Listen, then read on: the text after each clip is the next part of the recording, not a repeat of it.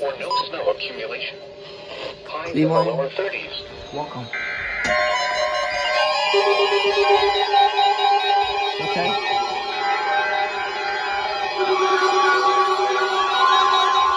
Perfect activation.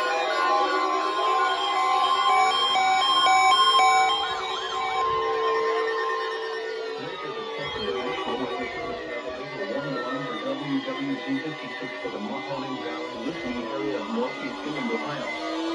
During potentially dangerous weather situations, specially built receivers are automatically activated to warn of the impending hazard.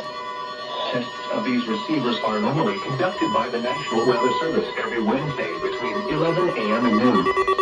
When there is a threat of or existing severe weather in the area, the test will be postponed until the following day.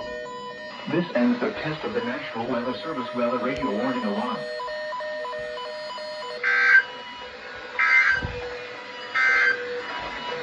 The forecast for the Mahoning Valley.